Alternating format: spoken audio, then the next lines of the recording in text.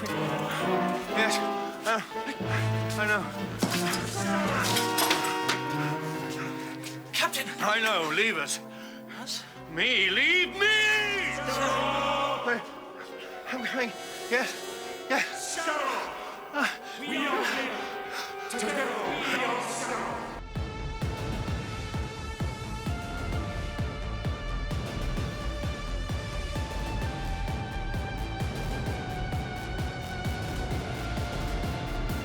Hello and welcome to Who Watches Who, a Doctor Who podcast with me, Matthew, and as always, I am joined with... Hello, I'm Scott, and this is... Hello. This is the second part of The City of Death, episodes 3 and 4, so, yeah.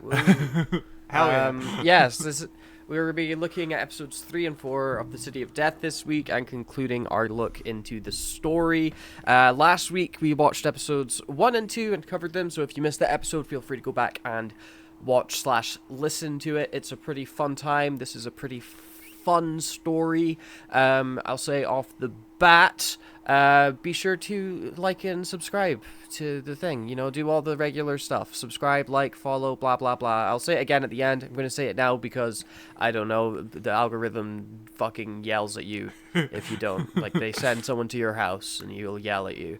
So be sure to support the podcast. And just to prove that you're watching the episode, leave a comment down below saying that Matthew is a big idiot, and we'll be sure to give it a like, subscribe to you for saying Matthew's an idiot, because you're telling the truth. If that happens, I'll block you. If that happens, I'll block you. I'll block you from the channel, and you'll never be able to see anything again. So and I'll unblock you. So Choose wisely. Scott's lying because he won't know. I won't tell him. He doesn't check. I'm on the analytics all the time. He doesn't fucking check. So,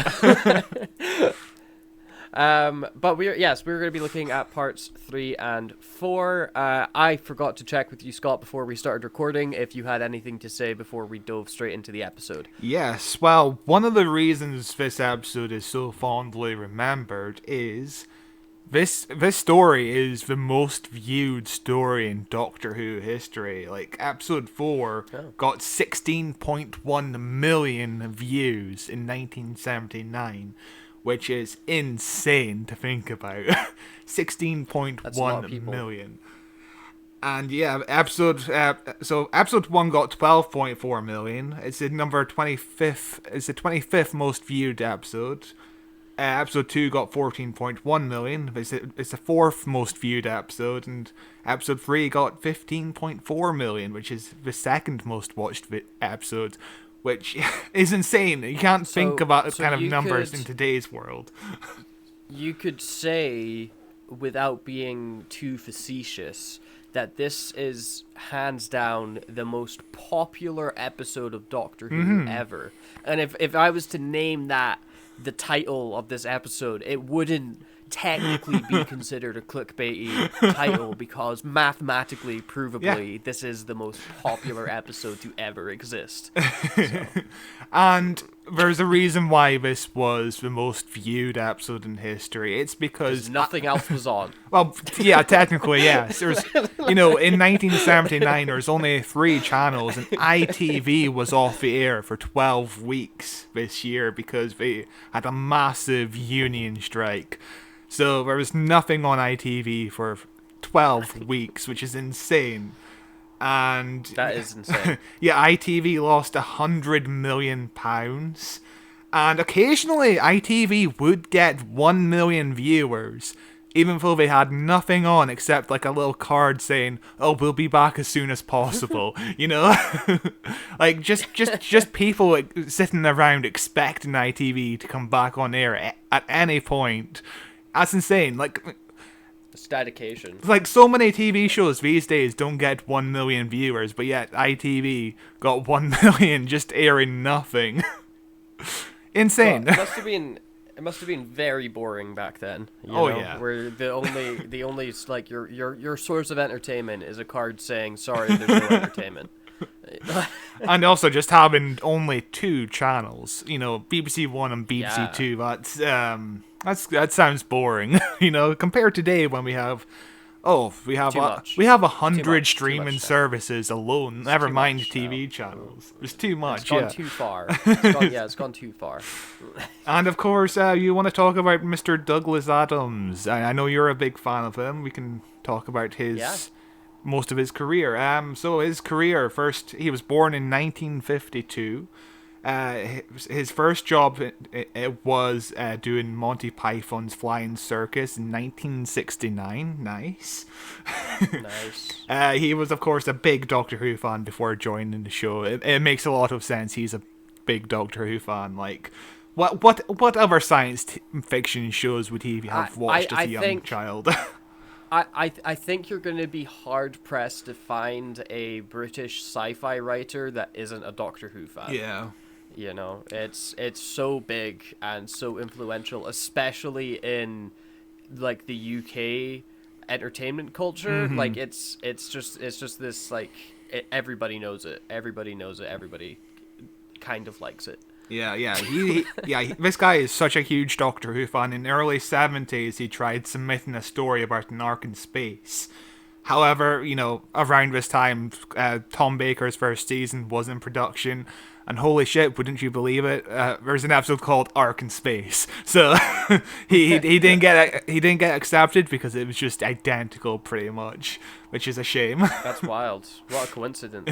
What a coincidence. He returned a few years later and handed Robert Holmes a script as an example of his writing style.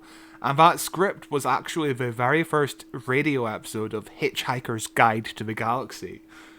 And, you know, Robert Holmes was so impressed with the script, he hired Douglas Adams on the spot to write 4 episodes of Doctor Who. One story, obviously.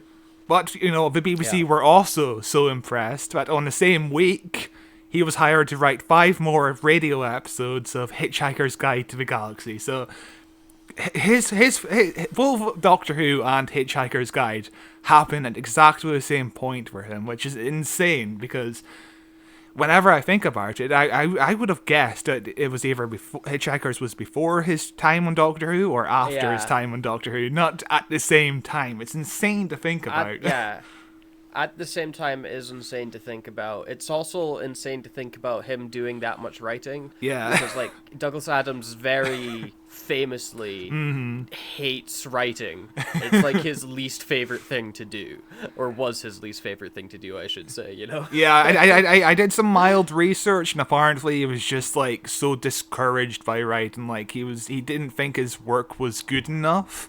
So he would just like sit and try to tweak it, and he would miss It's really deadlines. interesting in the Hitchhiker's books. I think it's either the second or the third book, there's like a preface that says like, when he was writing this, his publishers had to lock him in a hotel room and were live editing as they were sitting in the next room because he was missing so many deadlines. And I think it's either the third or the fourth book. There's like a point in it.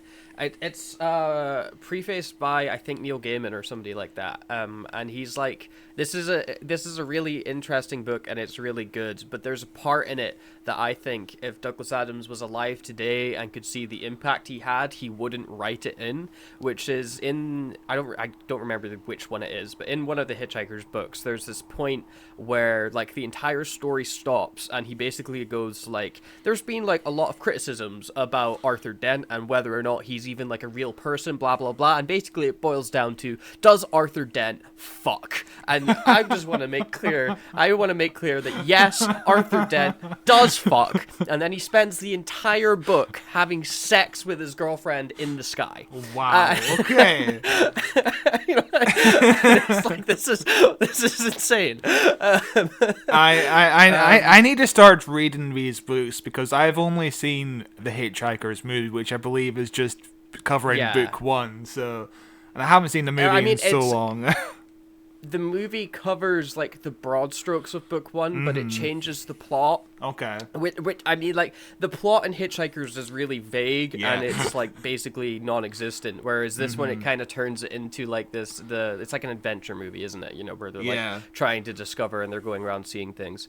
But yeah, no, the movie gets wild. The books get wild. He learns how to fly, and the way that you fly is you you like fall over, but you miss the ground, and that makes you fly. Okay, you have to remember to miss when you.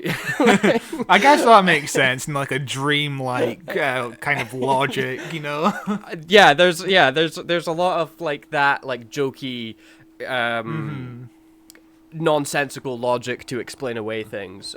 They are a good read. I think in the sequels, for me anyway, I've only read through the entire series once. I remember when I was reading the sequels, there were several points where I was reading and I was like, what, hang on, the fuck is happening? I like completely lost like where I was and what was going on, because he goes on these big long tangents. So yeah, the first Doctor Who story Douglas Adams wrote wound up being rejected. It was called the Kickit Men, or the Cricket Men, Krikket. Oh, that's a Hitchhiker's story. Yeah, he turns that story into a Hitchhiker's book. Yeah. He reworked the story into his third Hitchhiker's book. So Yeah.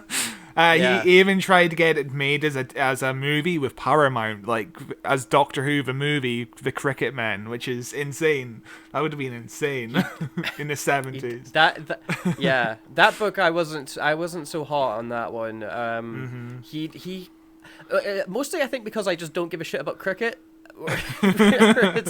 it's a very cricket central book. I mean, like even the aliens themselves are called the cricket, and like they like they get defeated by like a cricket ball, or like their spaceship is a cricket ball and it gets thrown in a match or something like that. I don't remember, but yeah, I remember it being like, this was a strange story. Yeah, his original script was eventually novelized in 2018, titled Doctor Who and the Cricket Men. So I guess you could read this book and compare it to the Hitchhiker story. His first story to make it to air was The Pirate Planet in 1978. However, Douglas let his imagination run too wild and wrote a story that was too complex for Doctor Who at the time. And he also struggled with story structure, so it had to be really heavily edited, because he as you said, he just goes on tangents, this dude. Yeah. That's like, struggling with story structure is evident in the Hitchhiker's books, where you are like, what the fuck? I go, what's the story right now? But they were so impressed with his like level of imagination, they immediately hired him as the script editor for season 17. And he said the show really needed some new spark, some new life after like 15 years on the air, which is insane to think about. 15 years. I guess we're coming up to the 20th anniversary of New Who next year. That's insane. Next year. So there's basically two main problems at why he didn't work well as a script editor. Number one is, he's not he's not very good with story structures, like he, as you said, he just kind of goes off on tangents. He kind of reinvents new ideas occasionally. Just his books sound insane. They're good, yeah. But yeah, he's not a person who could like fine tune somebody else's script to make the narrative work, because as a script editor you have to be like, oh, this character is out of character and at this moment, maybe we could introduce this plot element earlier. Maybe we could lead up to the cliffhanger a bit more. Kind of situations like that is what you have to throw in there. And from my understanding, like Douglas Adams kept on introducing new ideas in the story, which isn't very good. And also, like he also added too much humor into his stories. I feel like sometimes, like it just doesn't work well with the contrast. It's I think it's I hate to bring up his name, but it's kind of like the Joss Whedon effect, where Joss Whedon, when he was writing, it's like, this is a really good story, these are really amazing characters, and then they spend every single moment they can making jokes. Yeah. Which works a lot of the time, but it gets stale fast. If you watch a lot of his stuff, like back to back, it's like, okay, this all sounds the same. These are all the same people. Yeah, like Buffy and Firefly and Angel kind of have the same quality of like how people speak to each other, even though you feel like Yeah. it should be different. You know, like Firefly is a sci-fi show set in other planets. Yeah, and I mean, you it's can like- even throw in like the Avengers and shit with Yeah. that, you know, like it's all everybody's got the same voice. And Yeah. he doesn't change his style depending on the character. I don't mind it too much because I'm a big Buffy fan, but yeah, Joss Whedon Yeah, I mean, himself like is I was, I was a huge fan of Joss Whedon for a very long time. In my discovering what writing is stage as like a preteen. So like I can't deny that his work has had some sort of influence on me. But yeah, fuck that dude. What Yep. creep. The second reason why Douglas Adams didn't work well in Doctor Who was he was simply too busy. What else was he doing during this season? Oh, he was doing the second radio season of Hitchhiker's Guide to the Galaxy. So that's like another 6 episodes. He was writing the very first season of the TV show. I think it only had 1 season, but that's another 6 episode for the TV show based on the first season. So he's also writing the very first Hitchhiker's book. So he's doing 3 different adaptations of Hitchhiker's Guide to the Galaxy at the same time, which is insane. I don't understand how that works. That is insane. I can't imagine having to write the same story 3 different times in different ways. I'd be so fucking sick of it. I would I would absolutely hate that story. And as far as I know, there is differences between the radio show, the TV show, and the book. Like the stories go in slightly different directions, and that's kind of like the fun part of it. Is like, hey, it's the same story, but not quite. And why also I think the movie can stand on its own because it takes that as well, where it's like it's the same story but not quite, sort of idea. But yeah, no, I'd fucking hate it. I'd absolutely hate having to do that. And you know, by the time he finished his work on Doctor Who on the 17th season, he was worth around £500,000, which is insane in 1979 kind of money. Yeah. That's insane to think about. You know, in his lifetime, the 5 Hitchhiker novels sold 15 million copies. Insane. That is insane. That is insane. So his other writing credits, he wrote most of Destiny of the Daleks, which is the opener of this season, as well as Shada, which is a complicated episode to talk about because due to TV strikes, only 40% of Shada was filmed and they scrapped it completely. However, it kind of lives on in other incarnations. There's a Paul McGann Big Finish box set that kind of retells the story, but from like the 8th Doctor's point of view, and Lalla Ward comes back. Recently, they kind of animated the missing parts to the story and had Tom Baker and Lalla Ward return to voice the animated parts, but it kind of goes from live action to animation. We should cover it someday. It's interesting. But yeah. He also obviously did the Dirk Gently trilogy. Have you read those books? I've not read the Dirk Gently series. I did watch the Max Landis TV show, which, as far as I understand, is not an adaptation of the books. It's more treated as a sequel to the books. Like the events of the books happened before the show, and I fucking adored that show when it was on.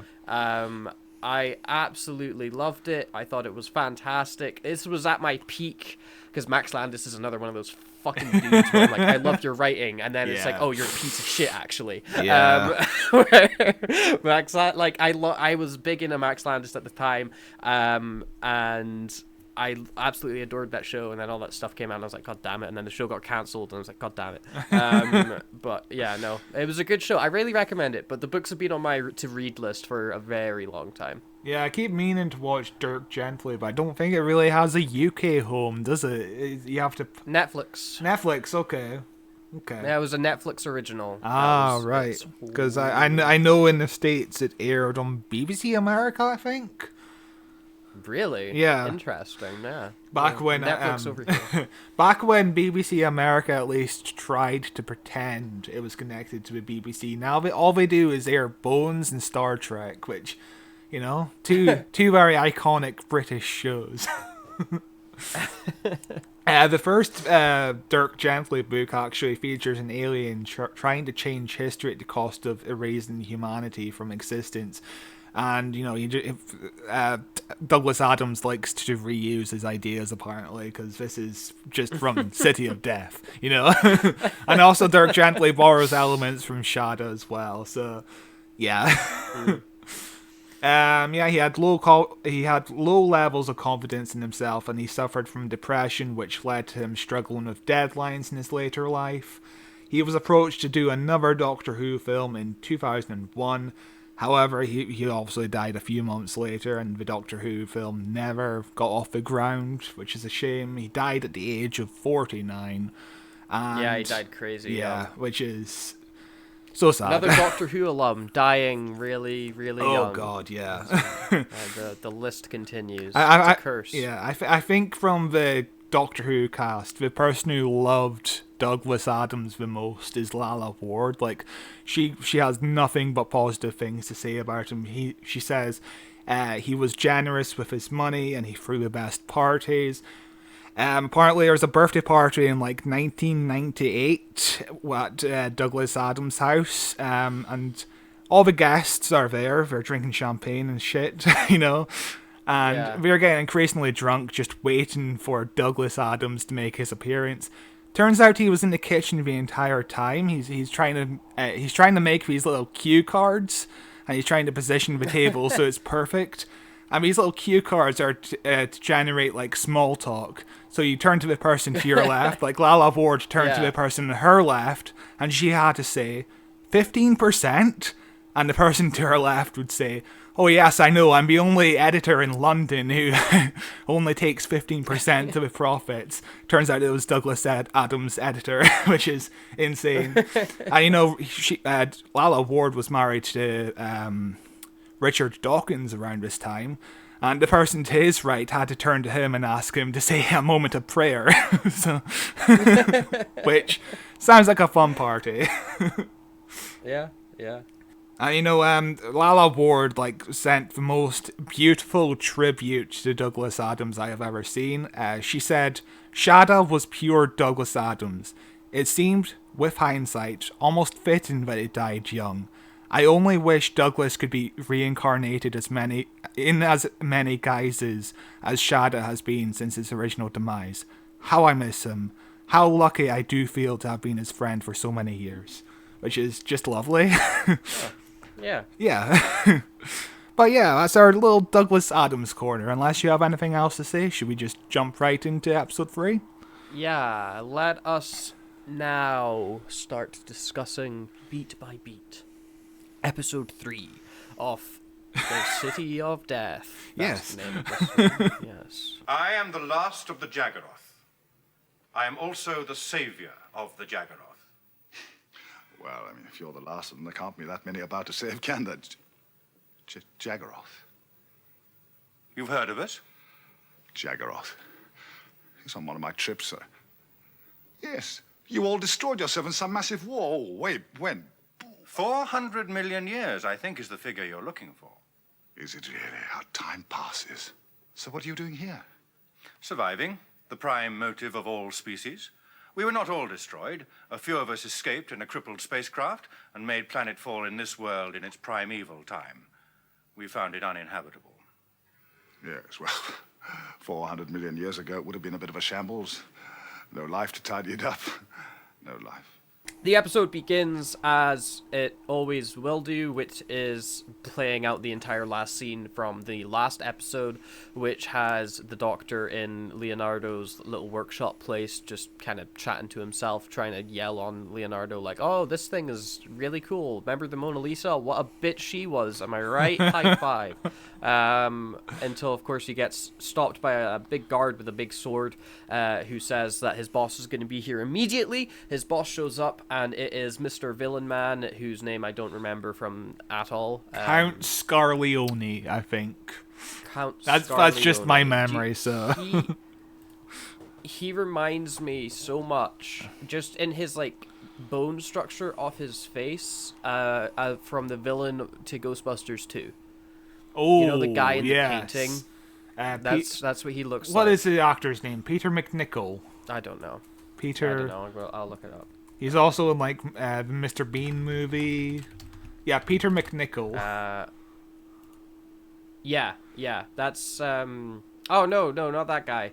I'm talking about the dude in the painting, not the guy that becomes his fucking little. Oh right. Guy.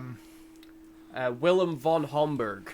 Okay. The big angry painting man. Yeah, I can see it. Yeah, that's what he looks like. But he's like, "Hey, doctor, what the fuck is this about? How are you back here in the past?" But then we cut away to a museum where Romana and the cartoon man that she's with is. Yeah. And they're like, "Wow, it's so strange that there's no alarms here except for this one alarm over where the Mona Lisa is. What happens if I touch that? Oh shit, the alarm's going off!" And then he jumps out a window. It's ridiculous. Yeah. There's two cartoony kind of characters in this episode. There's the scientist and Duggen, but I think Duggen works because the actor is playing it straight. He's playing it as if he's an actual actor from the 1920s playing this kind of role, you know? The writing is obviously a parody, but the actor obviously... I don't think the actor ever takes that step too far into pure cartooniness, you know? Whereas, you know, the professor is written kind of... I think the professor is written kind of normally. He's not a cartoon character, but he's played like a cartoon character for some reason. Just the accent alone reminds me of The Simpsons. Yeah, he definitely stands out from the rest of the cast. You know, like it's definitely like, oh, this performance tonally just feels really odd in this episode. Yeah. And I have a lot of respect to the actor playing the professor because obviously he's one of the original voices for the Daleks and he's had an iconic career, but his performance here just does not work for me in this episode. That's fair. Speaking of that guy, the Professor Man, he comes in to see a bunch of the Mona Lisas on the wall, all the fake Mona Lisas. And also Big Boss Man, Ghostbusters 2 villain, knocked out on the ground, but he's muttering to himself. And as he's muttering, we see that what he's saying is what he's saying back in the past, because he's kind of like, we find out later on he's like split himself across, or he's been split across different timelines throughout human history, and he's like working to get this huge big scam. It's a very convoluted plan. Of course, it's very convoluted, but at no point in this episode are you ever confused. I think Douglas Adams kind of writes it to a point. You know, he could have added so many extra steps to make it more complicated, but he never does. He makes it simple enough to follow. This is a complex story, but it's simple enough, and it's not talking down to the audience. It meets the audience at like eye level, you know. I think it really works really well here. And of course, I need to mention our weekly quote of still talking about Doctor Who Flux, which is, of course, this exact thing happens in Flux right at the final when Jodie is about to be defeated by Swarm and Azure, and they come up to like destroy her or something, but she's wearing I don't remember exactly what causes it to happen, but it causes her to split across the timelines, and so she comes to save herself, and she saves everybody because she's in 3 places at once. And there's like a fun scene where she like flirts with herself. I don't know if you remember that. I vaguely remember her flirting with herself, but I do not remember the whole. Like in my mind, it's when she meets Time and she's just Jodie Whittaker with an inside-out coat. That's all I remember in terms of like. No, that's. Yeah, no, but she splits herself. I don't remember. It's fine. It's whatever. But yeah, of course, there's just no original ideas anymore, and so you've seen it. You know, Doctor Who did it. It's like Simpsons. Oh it's already been you done. know, after 1,000 episodes and both. Yeah. Actually, it's probably like 3,000 if you include all the Big Finish stuff. You know, there's only so many plots you can do with Doctor Who now. Yeah. But we see Big Villa Man is trying to ask the Doctor, like, hey, how the fuck are you back in time? What's going on? And the Doctor's like, oh, I don't know, I just kind of like pop into different timelines and different planets. I have no control over it, which he just kind of believes. He's like, all right, I'll tell you my whole evil plan now. And at no point he's ever like connecting the dots, because he could have just easily turned around and looked at the TARDIS, you know? Yeah, the TARDIS is like right behind him. I believe Vox wasn't there before, but never mind. But this is where we find out that he is the last surviving member of the Jaggeroth and the survivor of the savior of the Jaggeroth, I should say. And the Doctor's like piecing together slowly these things where it's like, oh, that scene that we saw at the start of the episode was Earth like 14 million years ago or whatever it was. They said 140 million. So they say it was 4,000 million years ago, which is a big mistake. Because it should... No, they say 400 million years ago. It should be 4,000 million years ago, according to, like, the DVD. Yeah. But, you know, that's technically just 4 billion years ago. I don't know why you have to say 4,000 million years ago. Sounds bigger. Sounds bigger. Bigger. A lot of, which is weird because I was pretty sure the Earth is only 2,000 years old, so I don't really know what they're talking about. But you know what? A lot of nerds noticed this massive mistake, and they wrote in, and Graham Williams, the producer, replied with, "The good Doctor makes the odd mistake or two, but I think an error of 3,600 million years is pushing it."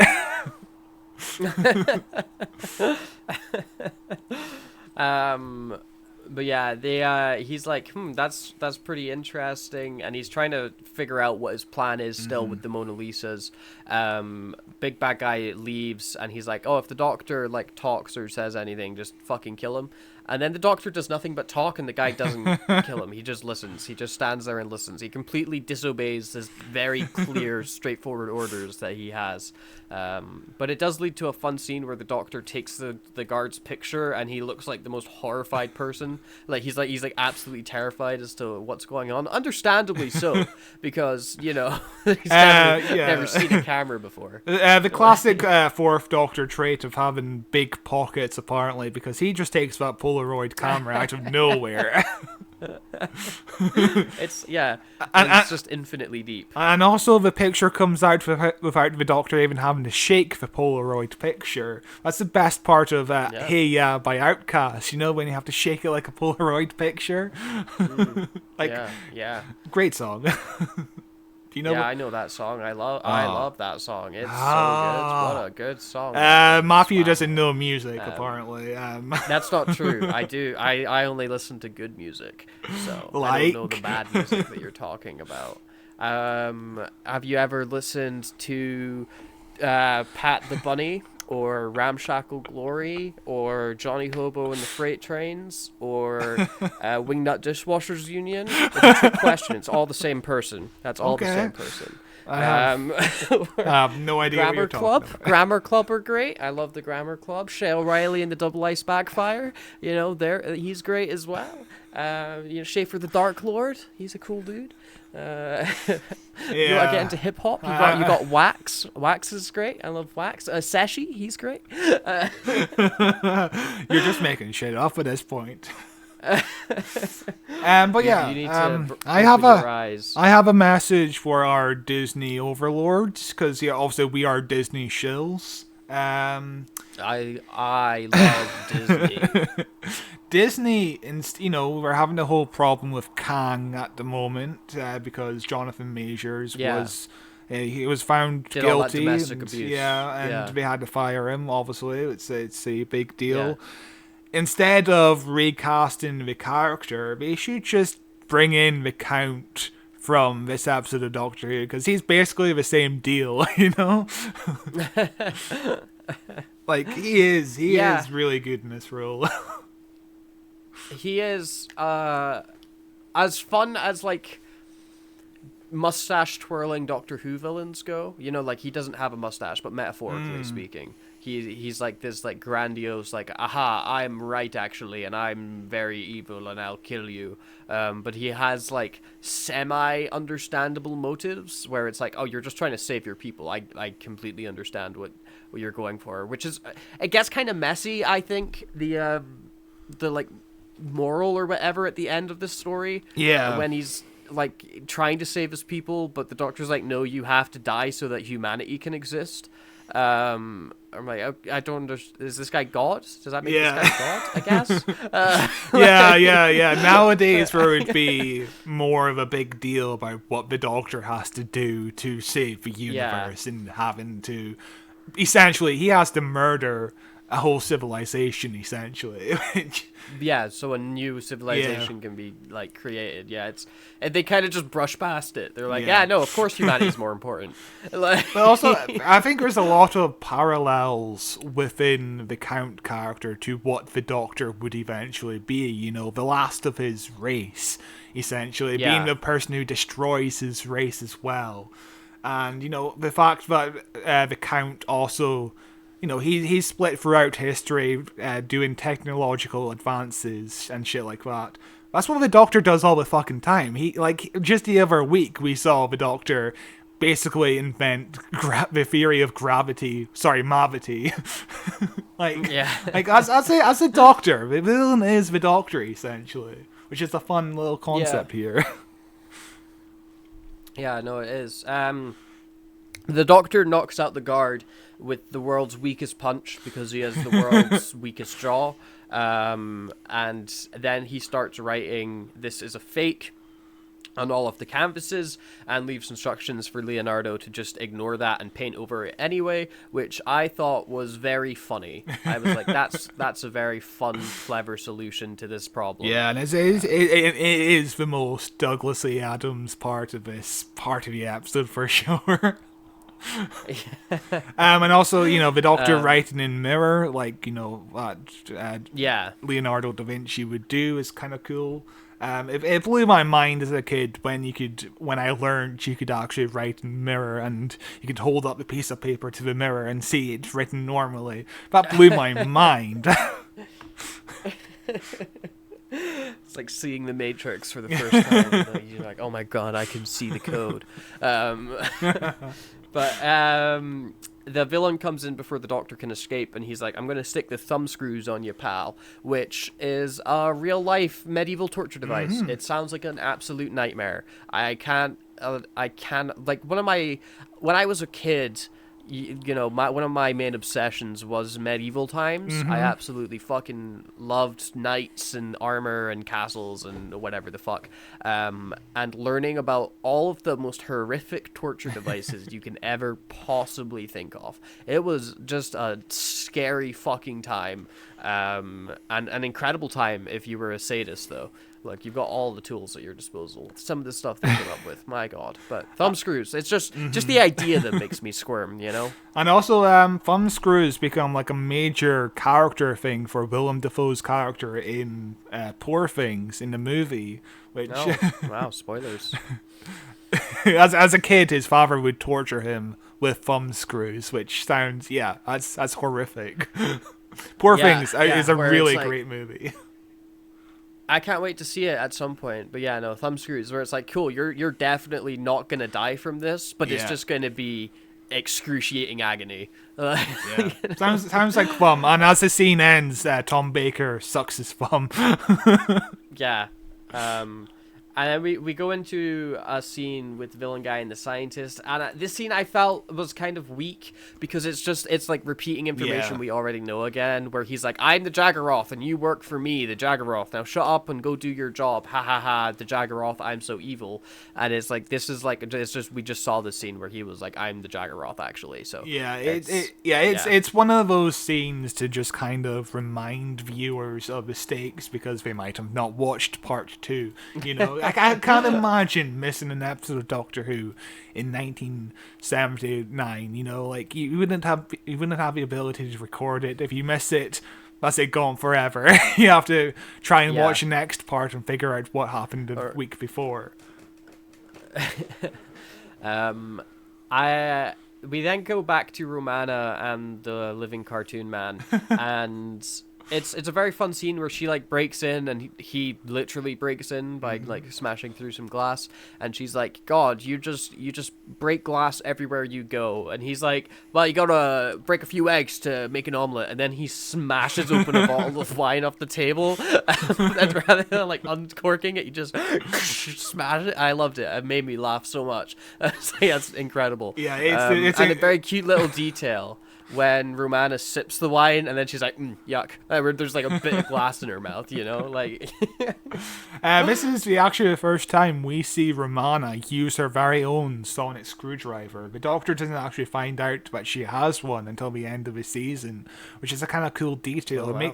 It makes this episode really goes far to make Romana an equal, if not better, than the Doctor, to be honest. Like, I think that's fair to say that she is probably better than the Doctor is. In some ways. Yeah, she... sure. Like, I mean, I don't know enough about her to make a conclusion. This is the only episode I've ever seen her in, excluding, of course, Dimensions in Time. But I, as I said in like last week's episode, I'm crazy impressed with her as a companion.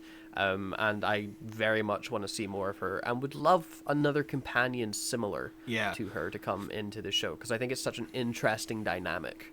And you know, like if this was any other companion in the classic series, Duggen would be the smartest person in this scenario. But it's Romana who's the smartest person, and it just really works. It's really cool. She's not the most developed character, but it's still really cool that she's equal to the Doctor here. And she doesn't just scream all the time. Yeah. Like, she's actively out trying to solve the mystery of the Mona Lisa paintings, and who's buying them, and how the bad guy knows about them, and etc., etc. Like, she is a character with agency who's doing things to move the plot forward. Yeah. You know, which is, for Classic Who, a fucking godsend. Like, never happens. There's also a point later on where she figures out almost the same amount of information as the Doctor does at the same time, even though they're like separate. That's really cool. Yeah. I just like it. Yeah. It's really nice to be positive about a classic Doctor Who companion for once. So the episode continues with Villain Man trying to convince Science Man to do his job, and he's like, I'll show you my big evil plan. And the science guy's like, oh shit, no, I won't do this. This is insane. Why would I ever do this? And then we find out that the Mona Lisa's been stolen in the same scene, and then the science guy's just been like, it's like, you will build this thing, or I'll kill you anyway. Who gives a shit? And that's basically the gist of that scene. Science Guy is a character... full stop. Yeah. I don't there's not really much left to say about him or any scene that he's in, because they're kind of just, whenever he shows up, it's just repeating information we already know. We never really learn anything new in those scenes, and his performance is certainly there. The writing is decent, the character is somebody who just wants to advance science and reduce world starvation and shit like that, which is an honorable cause. But there's a point where you expect him to do like a heroic move, like try to kill the Count or something and get murdered in return, like something where he realizes, oh shit, this has gone too far. It's like the guy who stutters in the Peter Davison Dalek episode. He has a heroic turn at the end of the episode when he was a coward the entire time. But this scientist guy just dies a coward. He's just an idiot. Yeah. He's an idiot. Yeah. There's almost a character to him, but they never go too far. They just have him as a caricature. It's really sad. Yeah. And then the next scene we get with the Doctor and the villain guy is it's a very strange scene, where the Doctor's getting tortured, or he's about to be tortured, but he yelps at how cold the torturer's hands are, and is like, okay, I'll give up all the information because I hate people's cold hands. That's the worst torture I could ever possibly go through, so I'll tell you anything you want to know. And the guy's like, cool, how do you travel through time? And he's like, well, I'm a Time Lord, ha ha ha. And then he kind of like flips it around where he's like, but how are you able to communicate with yourself, Mr. Bad Guy, across all these different time streams? And then we cut to the modern day villain with his wife, and he's like checking himself out, and then he starts getting communicated with by his people, or himself. I think it's himself. Or him, yeah. Yeah, I don't, and then it's like he just starts jizzing everywhere. Like he literally, he like we see like him like orgasming across every single time stream, and like there's like a cool like crossfade effect, but he literally says the line like he's like, "I'm coming, yes," and like it's ridiculous. Yeah, when I was watching the episode, I sent like a clip to Matthew where the actor he's kind of doing a thing where he's almost slipping into unconsciousness, where he's almost fainting. His face is doing a cum face. Yeah, and yeah. It is. I mean, he literally says he's coming. There's no way around it. Like, yeah, and like after that point, I feel like the episode stops. Yeah. Like after he jizzes, the plot is just like, okay, we're done now, and there's still 5 fucking minutes left in the episode, almost 10. And it's like the rest of the episode is the Doctor trying to find Romana and that, running around Paris, discovering that they went back to the bad guy's house, you know, and it's just the plot slams the brakes on hard because he jizzed all over the script. All we have at this point is the time continuum is unstable, and I guess the Count can't exist in his splintered form any longer, otherwise he'll die, I guess, is the point we're trying to get at. Yeah. There's a fun bit with Tom Baker where he like escapes by sticking the guy's sword into the thumb fucking torture device, which I feel like took Tom Baker longer than it should have, because it goes on like he was like struggling to get the sword to stay put or something like that, because the scene goes on for a really long time. You see him in the background like fucking like tightening that thing as much as he can, as quick as he can. There's studio footage where Tom Baker is very upset because he just cannot get this prop to work properly.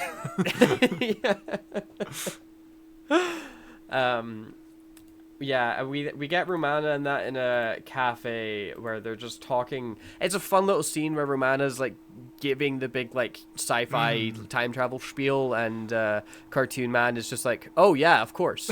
Oh yeah, you're so right. Yeah, I know what you're talking. Yeah," which is a lot of fun. And usually, especially in Classic Q, it's the reverse roles happening. Yeah, where it's the female character being like, "Oh yeah, I know what you're talking about." So it's just cool to see. And at one point, Duggen is like, "I used to do divorce investigations. It was never like this," which I think is a reference to David Fisher going through his divorce around this time. I wonder if that's an original line from David Fisher, because obviously divorce would be on his mind as he's writing this episode.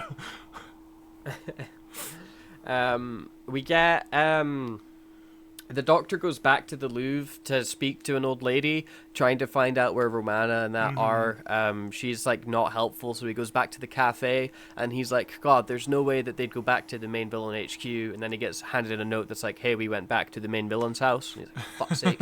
And then he starts running off towards them, and that's the last we see of the Doctor in this episode. That's the last thing he does. There's a moment where he talks to 2 police officers, and obviously this is like guerrilla filmmaking. They aren't actors; it's the actual police officers, and one of the police officers dubbed by Michael Hayes, the director, which is a fun little cameo. But it's really distracting because you can tell that it's not the voice of a police officer. Yeah, I you know, it's Classic Who. I can put up with a lot. The final like scene in this episode essentially is Mr. Bad Guy talking to Romana about his big evil plan. He's still trying to figure out how they time travel and how exactly like who the Doctor and Romana are and what is going on. And he's like, you know what, to show you that I'm a real threat and you should take me seriously, let's go downstairs and I'll show you what I'm working on. And they go downstairs to see this big contraption device thing, and they're like, oh, we'll destroy all of Paris. And the scientist guy's like, what? Why are you talking about destroying everything? What's all this about? And then the guy's like, hey, just go stand in the machine real quick. Just go over and, like, don't worry, but just go stand directly in the machine after we've been talking about destructing and destroying and killing things. And he's like, oh, I don't see any problem with that at all. He goes into the machine, and then he's like, wait, hang on, don't flick that switch, but he doesn't make any attempt to move or get out. Exactly. And then the switch gets flicked, and we see him very cartoonishly kind of like freak out and eventually die, and we get an okay match transition where it's like him like rapid aging, and it doesn't quite line up, but it's forgivable enough for the era. Where he turns into his... For 1979, this took all day, having to make makeup changes and get the skeleton in and try to match it up. That took all day, and it's fairly impressive, the aging effect. Julian Glover, it's pretty good. Julian Glover, who plays the character in the commentary, he points out that the professor's death is exactly the same as his death in Indiana Jones and the Last Crusade, where the villain at the end of the movie gets aged rapidly. It's a similar effect, but obviously much more money involved. So it's kind of funny that Doctor Who you could point at Doctor Who and say, oh, Indiana Jones ripped this off, because the next classic Doctor Who story we're going to cover is there's a death in it which is a rip-off of the first Indiana Jones movie, so it goes both ways. Yeah, I mean, again, there's no original thought. But yeah, the scientist guy dies, and then the episode just ends. Yeah. That's our cliff. I think it's such a weak cliffhanger where it, like, because I think it's because I didn't care about this character at all. Exactly. And so I'm more happy that he's dead than anything. And him dying, to me, I don't think really raises the stakes any more than they were already raised, because I like, I don't know. It's a weak cliffhanger. It's not the best. As I said before, I just wish there was something more for the scientist character to do, because there was that cute little moment where Tom Baker and him are kind of bonding over the power of science, and there was potential for like a stronger character here, but we just kind of let him slip, which is a shame. It is, but hey, that's what Classic Who does best. But that does take us to the end of part 3 of the City of Death. Immediately we shall be jumping in to part 4 and concluding our look at the story, so don't go anywhere. But if you have made it this far into the episode, why not hit that subscribe button? Why not hit that like button? Why not hit that follow button, so you can be kept up to date every time we upload, which is every Friday at 8 a.m. UK time. We will be there with more Doctor Who analysis and reviews. And I fancy doing something similar to what the scientists just went through here. Let's age ourselves up just by a few days. let's because the next time you see us, we'll be a few days older. No, it won't. We'll be exactly. We record these live at Friday 8 a.m. There's no edits. This is a raw podcast. We do record this live, and if you pause us, if you have to pause the episode, we just freeze in real life. We just wait. We just sit around and wait patiently for you to come back. Anyway, we will see you in a very immediately, essentially. Bye for not right now. Wow, what a seamless transition to us still being in the same clothes. Welcome as we jump. I think I am in the same hoodie, but I don't remember what I was wearing when we last recorded, so I doubt it was this. But we are now jumping in to part 4 of the City of Death, which picks up immediately where part 3 ends, and we get to watch the extremely dramatic, scary, very smart death of the very grounded character of the scientist before the scene just kind of continues on as if it wasn't a cliffhanger, and nobody really gives a shit that this guy died.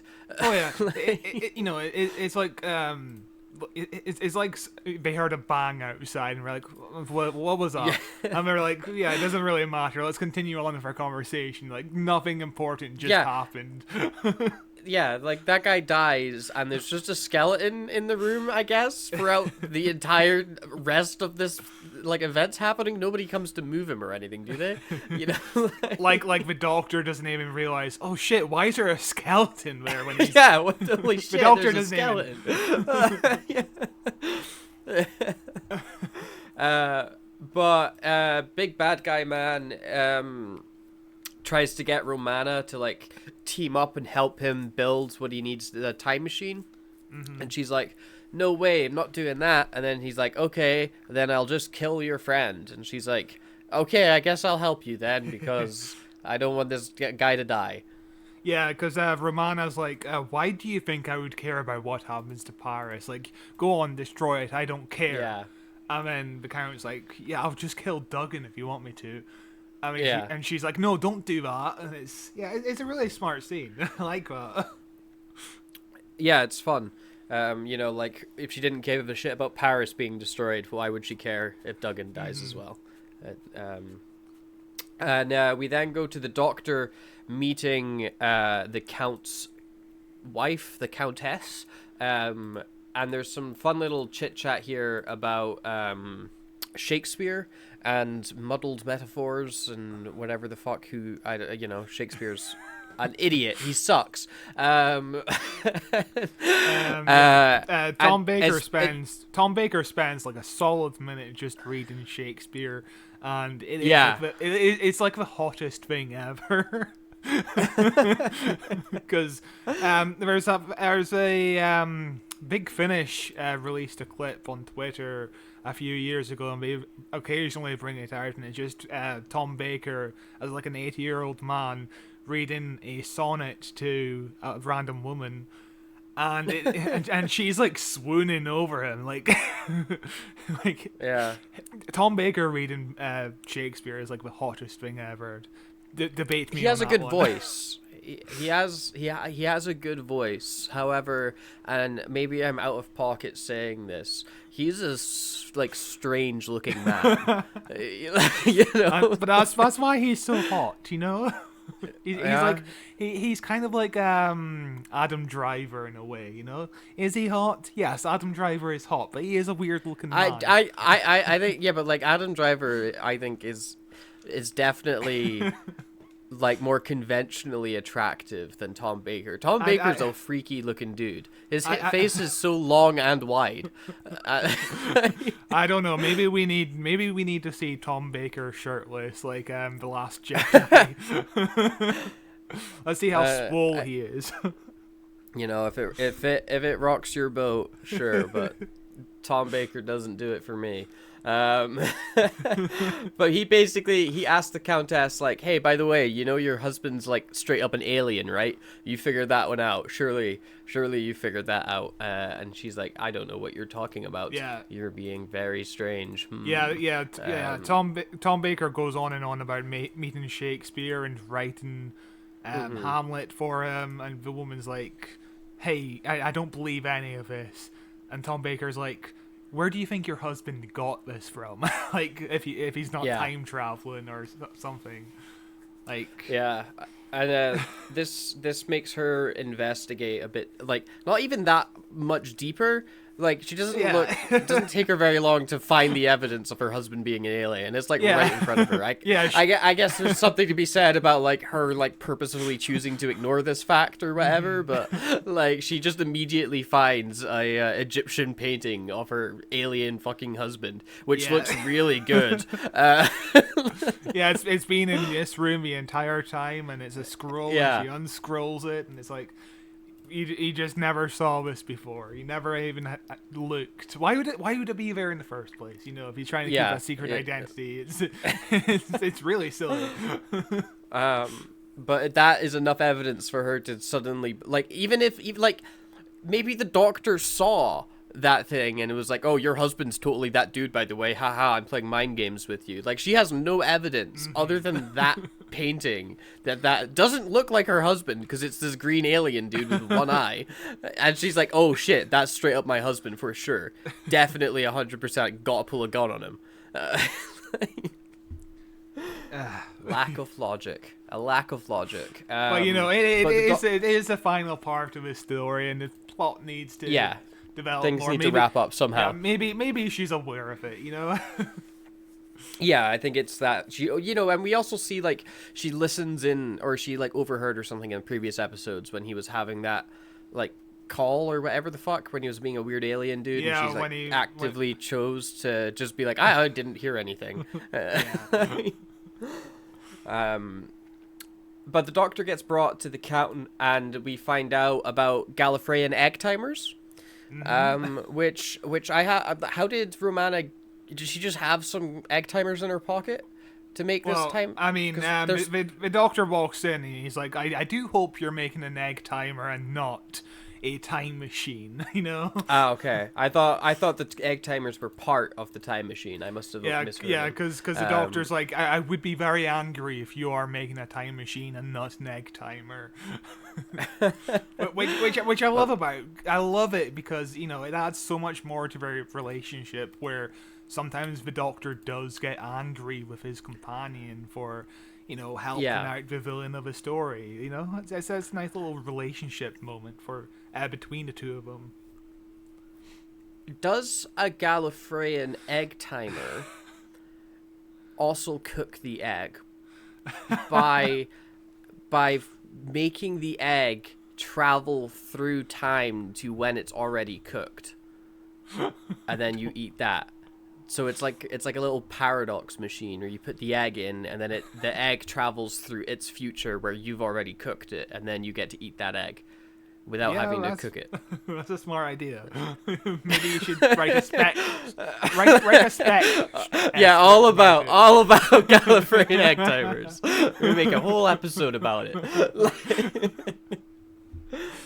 It was just an interesting idea, because I was thinking, like, if you were Gallifreyan, would you even bother to cook food ever, or would you just time travel 5 minutes into the future when it's done?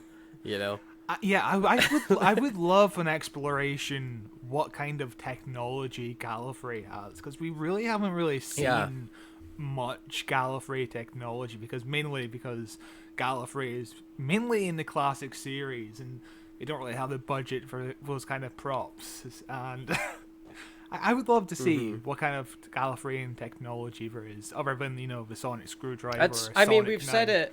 Yeah, we've said it before, though. You know, like I feel it feels like a missed opportunity on Gallifrey, because whenever they are brought in classic Who, they're just boring as fuck, and then in modern Who, they're either evil or they're farmers or they're exploding. Yeah. You know, like there's they never really dwell on it. They're just like, fuck it, it's like Earth kind of, but everyone's in a big bubble. Yeah, Gallifrey is so weird, because every time you get to it, with like the 60s Gallifrey is very different to the 70s Gallifrey, and the 70s Gallifrey is very different to the 80s Gallifrey. It's just different every time you get to Gallifrey. It's so weird and bizarre. That would be another, there's a lot to explore with it, because like, would you, like, because everyone has a time machine, so could you just travel to like a decade where you're like, I really liked the 60s, I'm gonna go live in the 60s, and then you just fuck off to then, and Gallifrey is way different, and then, you know, you're born there, you're like, actually, culture's way better in the 80s, and you go from then to there. Hey, maybe these kind of stories are explored in the 60 in Big Gallifrey box sets released in Big Finish, because they have a whole series on it. And spin-offs. And I'll never listen. Series. I'll never listen to it. There's not enough fucking time in the world. Yeah. It's too much. But the Count says that Romana's done a pretty decent job making the thing. And, you know, the doctor doesn't need to worry about stopping her or getting her to stop it because everything's already done. Then he fucks off, and his wife's like, I'm going to shoot you in the face. I'm going to shoot you in the face, you freak. There is a moment where the doctor's like, I can't let you mess around in history. And the character's like, what the fuck do you do every fucking week, dude? Like, Yeah, and he comes up with the excuse of like, oh, I know what I'm doing, which is an excuse the doctor uses again after this. I'm pretty sure like David Tennant or Capaldi or somebody probably said very similar things. the doctor is so kind of egotistical about his time travel. Like, I mean, that was Time Lord Victorious, you know, wasn't it? You know, it's like I'm God, I'm the best at time travel. Oh god, should we do Time Lord Victorious at some point? like the whole multimedia project. I don't know. That sounds like a lot of work. You know, that's I would. If we do Time Lord Victorious, it creates a precedent that would eventually lead us on the road to doing Doomsday, and I don't know if that's a world I want to live in. I honestly keep thinking about doing the both of them, and it's one of those things where I don't have the time, but I keep wanting to do it because I'm just so curious about what the fuck Time Lord Victorious is and how it fits into Doctor Who canon. Wasn't it supposed to be bad though? Didn't it get like? Didn't people like not like it? I mean, compared to Doomsday, I think Time Lord Victorious has decent reviews. Doomsday could be amazing, and nobody would fucking know because nobody bothered with it.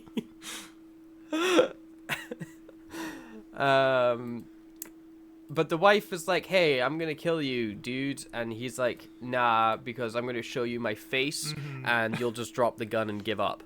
I like the effect of him ripping open his face, and I feel like if you were like a kid. Back in the 70s when this came out, that would freak you the fuck out.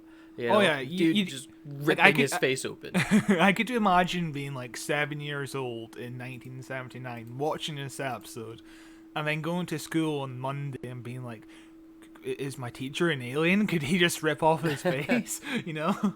And I fucking love the saxophone that plays when the Count is walking up to this room.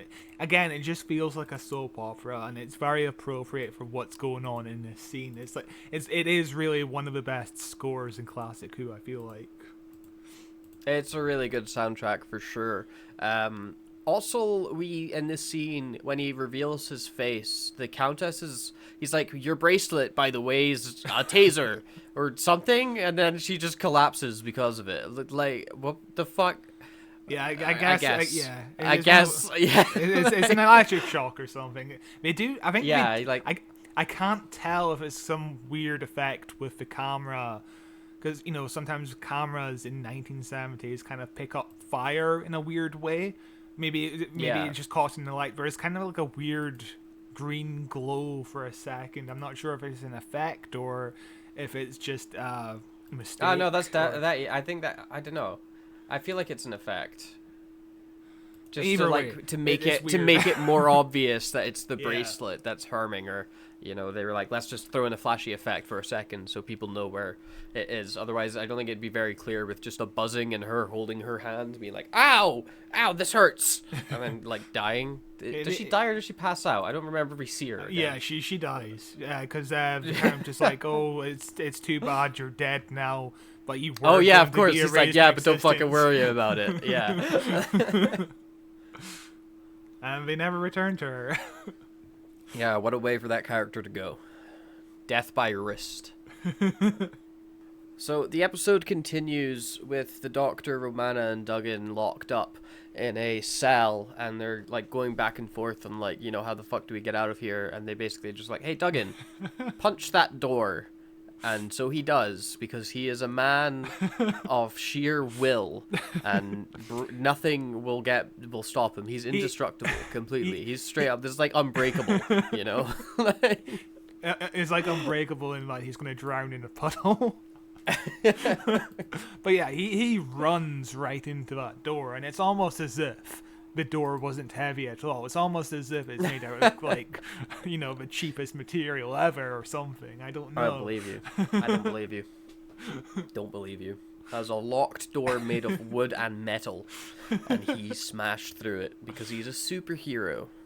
But again, it's one of those things where, yeah, Duggan is a complete cartoon character, but the actor plays it completely straight, which is really good. Yeah. 'Cause you just run into the problem of it being too cartoony and it takes you out. But it's played really well, and I'm happy. It does teeter on the line. It's very absurd, and you have to be willing to accept a lot and able to be okay with the character. But it's very silly and it's fun, so I'm okay with it. You know, it's classic Who. It's very silly. That's Doctor Who summed up in a nutshell. But they run out of their prison cell just to have a gun pointed in their face by Jackaroff Count, and he's like, I'm gonna go time travel now, bye, and then he time travels, which I guess is okay. We then get a mini explosion where he's like, and you'll never be able to follow me, and they're like, it's okay, we have a TARDIS. So, yeah, and they immediately figure out where he is. Like, it's no problem. There's no point for this explosion to happen because, you know, it's weird. Yeah. And we then get some more lovely padding where they're just running through Paris now. And they run through for longer than I expected. and I'll give them one thing: it doesn't feel that long when they're running because they like intersperse it with like Tom Baker like being like unable to get like a taxi or whatever and shouting at people and things like that. But just like flicking through the bar there, it goes on for fucking ages. It's like 1 minute and 10 seconds from my calculations. I think it's one of the shortest Paris sequences of a story, but it's kind of fun, you know. It's fun just watching them run around these iconic locations that I've actually been to.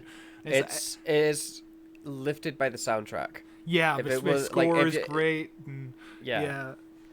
You know, if this was the Sea Devil soundtrack on top of, like, you'd want to pull your eyes out. You know, it's just beep, boop, and it's also. And it's also fun. It's also fun watching all of the people in Paris kind of look at Tom Baker and try and work out what the fuck is going on. Why is a strange-looking man running around with a long scarf? Yeah. Like I'm fairly certain some of the Paris locals even wind up looking at the camera, but it doesn't take you out of it. You know, it's believable because. You get so fixated on Tom Baker running, you're like, cool. You know, you don't even notice anything else. Who's this hunk running towards me?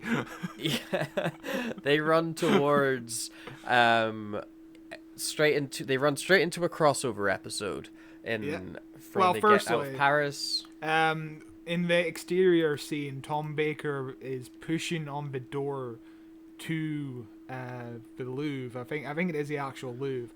And he accidentally sets off a burglar alarm because this was filmed during the May Day holiday and it's obviously closed. And, you know, they have to rush off to the next location because they film a lot in Paris. Like, they have to run all over Paris for this. And they leave John Nathan Turner to explain what the fuck is going on to the police. Like, just that must have been a headache. That must have sucked. Yeah. Like, imagine standing there and waiting, just, the panic. I'd be so panicked. I'd have a mental breakdown, honestly. Yeah, no, I'd hate that. That sounds like it would be a nightmare.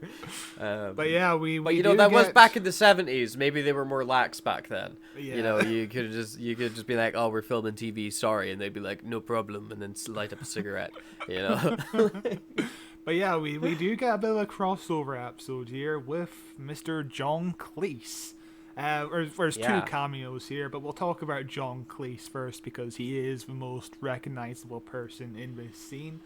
Douglas Adams really wanted him. He's obviously worked with John Cleese in the past on Monty Python, so it's easy to contact him. And he was actually just upstairs in the BBC building shooting the second series of Fawlty Tower, so it's like, hey John, do you mind coming downstairs for like 12 minutes and shooting this wee little scene here? And John's like, yeah, sure, but I don't want to appear in any publicity for this show. And also, I want to be credited as Kim Beard. And Graham Williams went up to like the BBC heads, and he was like, so John Cleese really wants to be credited as as Kim Beard for some reason. And he was told it's not possible. So John Cleese wrote a letter saying he was very disappointed that the joke was vetoed. And John Cleese basically says the idea amused me, and it was one of the reasons I agreed to do a show to be called Kim Beard for some reason. And Graham Williams basically passed on the message to his boss, and in that letter he said, "Whilst I hesitate to disagree with a comedian of John Cleese's standing, I must confess that seeing Kim Beard appear on the screen would not have me rolling about on the floor." And it's just one of these nightmare situations where you just have to waste time trying to convince the BBC, telling the BBC that John Cleese wants to be credited as Kim Beard for some reason. It's like, I think why? But I think that's the brilliance of the joke. is like, you go through all that hassle with the BBC, and you negotiate with them, and you struggle, and you bicker, and you send letters for a nonsensical reason, for just to be called like Kim Beard. It's like it's not funny, and it's not worth the hassle. But you put your foot down. You're like, no, I have to be called Kim Beard. Like it's genius. But yeah, John Cleese is obviously a legend. Fawlty Towers is one of my favorite shows. I've never seen it. It's too bad he kind of died out. Too bad he kind of died. I mean, years ago. Let's just say John Cleese is currently kind of a nut job. What suffers with John Cleese is his time. Like, he's no longer hip. Yeah. He used to be with it. And then they changed what it is. But no, he's definitely, he's had he's not in his prime anymore. I don't think he's funny at all anymore. But, his stuff when he was younger, I think he fucking knocked out the park. I love Monty Python. You still need to watch Life of Brian. Yes, I do. We were talking about that just a few weeks ago. Last week, yeah. I will watch it if you watch Fawlty Towers. Fawlty Towers is a great show that mostly holds up. But I'll watch. John Cleese these days not so much, but in the 90s, in the 80s, in the 70s, 60s, yes, he's very funny. Nowadays, he's still threatening to do that Channel 4 documentary about being cancelled. It's like, will you watch that? I'd watch it if it got good reviews, because then I'd be like, all right, the fuck's going on? What's happening? But if it, because I expect it would get bad reviews or mixed reviews, but if it was like overwhelmingly, people are like, holy fuck, John Cleese has figured it out. He's solved the problem. I doubt it. Then I'd be like, oh, okay, let's see what's going on. John Cleese keeps threatening to do that Channel 4 documentary, and also Noel Clarke keeps threatening to do a Channel 4 documentary. Yeah. They're both kind of working on a Channel 4 documentary. It's weird. They should do one together, because they might as well just do one movie it's a about weird being team cancelled. up. A weird team up. Also, the person next to him is Eleanor Braun. And she's been in things I don't really know, but there's some interesting trivia about her. Her first movie role was the female love interest in the Beatles movie Help, and apparently she even inspired the song Eleanor Rigby, which is a classic. Okay. So that's kind of cool. She would later be the villain of Revelation of the Daleks with Colin Baker, and she would do a Peter Davison Big Finish story in 2001. And if you've ever called someone who is with BT, she is the person who tells you that the number you have dialed has not been recognized. Please check and try again. She is the person who tells you that information. And probably the coolest trivia of all, she's a Corbyn supporter, so that's cool in my books. Oh, wow. Yeah. Interesting. What an interesting career. But the Doctor and that run into the TARDIS and they vanish, which leads to a fun bit with John Cleese and that thinking, oh, it's all part of the arts show that they're at. But they appear out into Earth's past where they see the giant machine from The Incredibles, and they're like, oh shit, there he is, he's about to explode. They stop at a minute to finger a puddle, and just to give a brief like talk on evolution and the birth of the planet, which I guess is fine. You know, you throw in that like, oh, it is a educational time travel show sometimes. And Tom Baker's like, oh yeah, look at this puddle with Duggan. This is you. And then he puts some of the mud in Duggan's hand. And he wipes off the dirt in his scarf. And he cleans it with his scarf, yeah. I really love the backdrop in here. I know it looks cheesy and all that, but I just love the art of doing a backdrop like this. It looks cool, and it's kind of like an art form that's kind of underappreciated, and it's really not used anymore. Like, if this was just like green screen, I wouldn't appreciate it this much, because, you know, green screen is kind of going for realism with computers, and that's kind of the theme of the episode, isn't it? That's kind of the theme of the episode, you know? Because the episode ends with Tom Baker being like, oh, I love art on Earth because it's done by people. Art on Gallifrey is done by computers. And we've become Gallifrey. Oh no. We are becoming Gallifrey. Yeah. That's fun. We'll get to wear really big collars soon. So that's a win. I think Harry Hill figured it out. That's why he has a big collar, Harry Hill. This is a really good reference to 2008 when Harry Hill was relevant. And you know, one of the biggest issues of this scene, apparently someone wrote in that air would not be breathable, and Douglas Adams replied. Yeah. Okay, I want to hear Douglas Adams reply. Douglas Adams replied, "We decided to take dramatic license. Douglas didn't want the actors to be obscured by breathing devices, but when he wrote Dirk Gently, he made sure the characters wore them when he kind of recreated this scene for that book. So he's like, yeah, we decided to take dramatic licenses. Who cares?" I'll just say that it can fit in the canon, because like they can open the TARDIS doors in space and be okay, because the TARDIS produces an air bubble to protect them. Mm-hmm. You could just say that they expanded the air bubble or whatever the fuck so that they could breathe. It's that simple. Yeah, it probably works like the translation device. It just like circles around the person or whatever. Who cares? Yeah, you know, but at the end of the day, who cares? But the Count alien man shows up to be like, oh, I've got to go stop myself from blowing up. And then they're like, no, you need to blow up. And he's like, oh, but I don't want to blow up. And then Duggan just punches him, and he falls back through his time, and then he blows up. It's the most fucking anticlimactic way to defeat a villain. He just one punch, down he goes. There we go, job done. That's legit. No, that's the name of this episode, One Punch Man. But it's Duggan. Okay, but yeah, I've got a thumbnail idea for that. That's fine.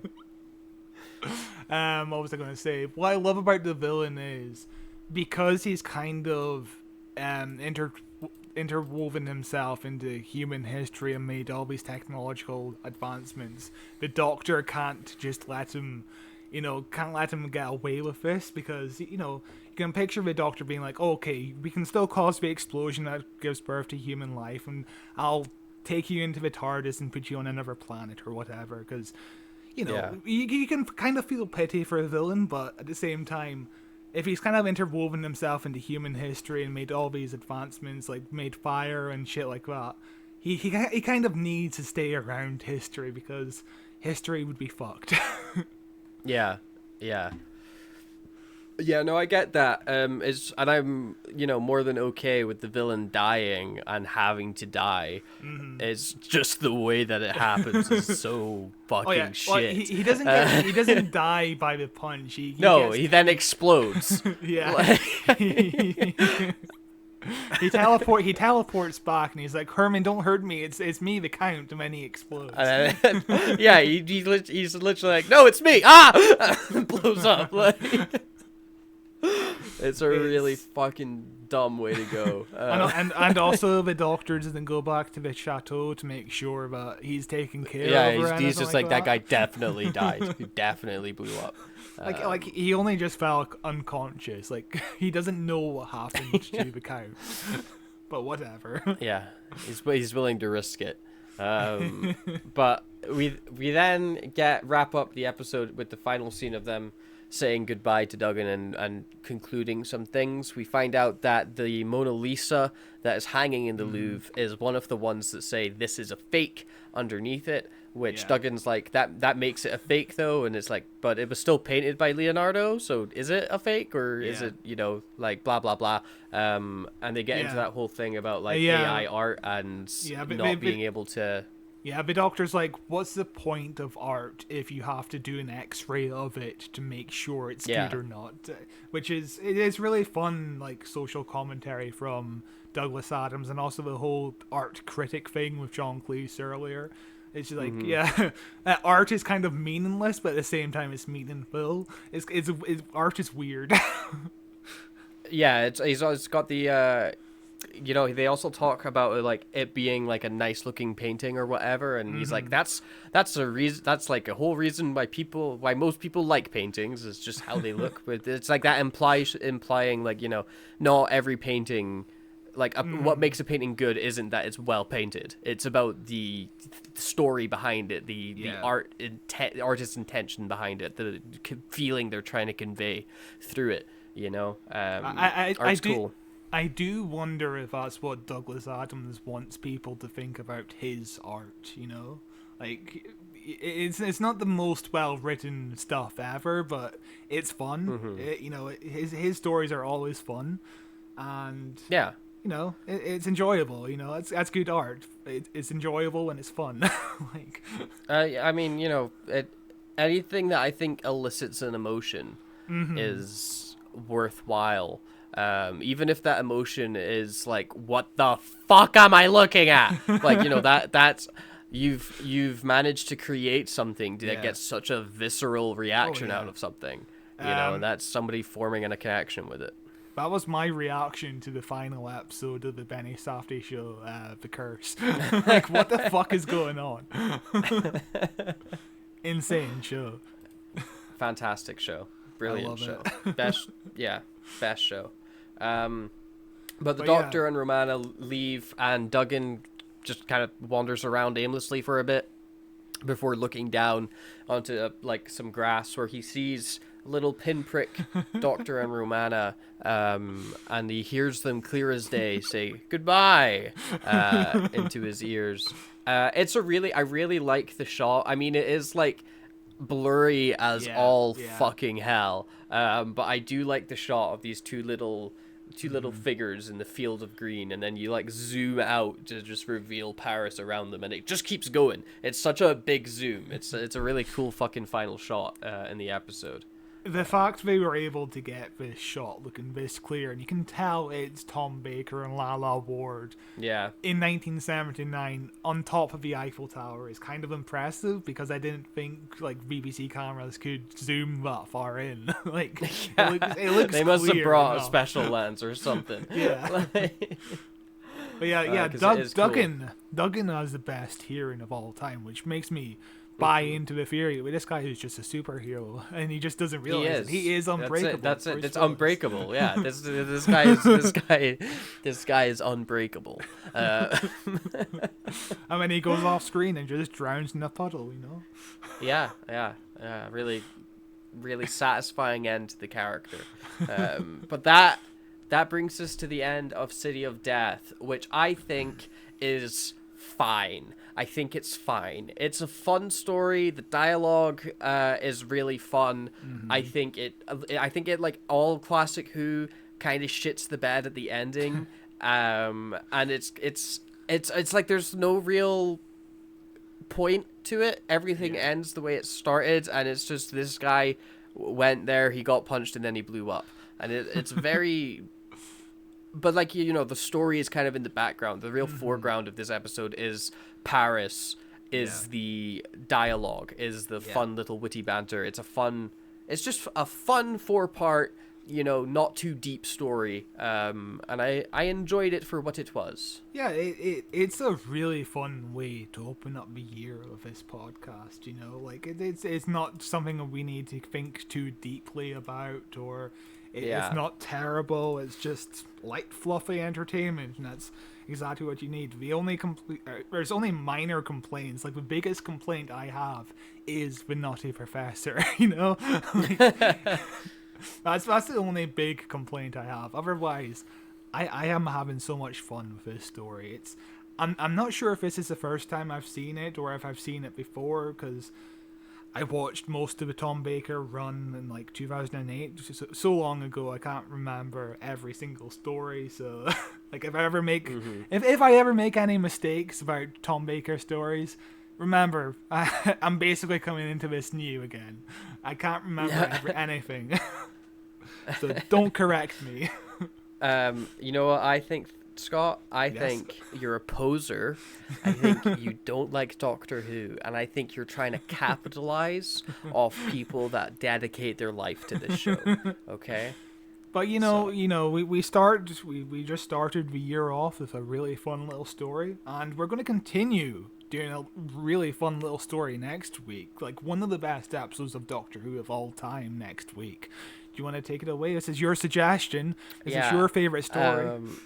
I was really glad when you said that we were kicking off this year with a light, fluffy story that we don't really need to like think too hard or try to like understand any complex metaphors within it, because next week's episode is a really hard-hitting episode. It's a real thinker. It's probably the artsiest episode of Doctor Who's history. It's probably the most conceptual and the most intelligent and the most well-written and the most popular episode. And of course, next week is also Valentine's Day at some point during the week, so I hear. So they tell me. And we wanted to keep it on brand with that, and we thought, of course, this is the most perfect episode to be covering on the most perfect of weeks. Love and Monsters. Absorbaloff is on his way. A little peek behind the curtain. The only reason why we did, or why I chose City of Death, is because, you know, it's a romantic month, I guess, and the Eiffel Tower, Paris is the city of love. That's the only connection I can think of. Because Doctor Who doesn't do romantic episodes. I think I'm already at the bottom of the barrel here. Yeah, and whenever there's like a romantic episode, it always ends in tragedy. You know, like Girl in the Fireplace, or the empty, or the family one with John Smith, whatever the fuck it's called. We covered that 2-part already. I forgot about the Girl in the Fireplace. We should do that next year. Maybe the Husbands of River Song. I know it's a Christmas episode, but it's also kind of romance themed. It's like the most romantic episode of Doctor Who, I'd imagine. Like, there's not much romantic episodes in Doctor Who. So no, there's not. Yeah. We go from Paris to a man fucking up pavement next week. I can't wait. Oh God. Yeah, I'll be interested to see what my thoughts are on that, because Absorbaloff is one of the few episodes that I really disliked as a kid. So we'll see how it is revisiting it again. But until then, be sure to hit the subscribe button if you are watching us here on YouTube, and hit the thumbs up button. We upload new podcasts every Friday at 8 a.m. UK time. We are also available in audio form if that's how you prefer to have your podcasts. We are on Spotify, Google Podcasts, Apple Podcasts, Amazon Music. There is an RSS feed where you can just plug us into your podcast app of choice if that's how you prefer to do things. In the description, we also have got links to the Facebook page, Who Watches Who, and the x.com page at Watches Doctor. We also have Letterboxd, where you can follow me or Scott on Letterboxd, or both, or just me, where you'll be able to, see what movies we're seeing and things like that, because we watch too many movies. But until then, we will see. Yeah, carry on. I was going to say I'm already at 42 movies this year, and it's the 4th of February, so I've That's watched a lot. Most of them terrible. I'm at 23 this year, so you're quite a ways ahead of me. But until then, we will see you next week when we cover Love and Monsters. Bye!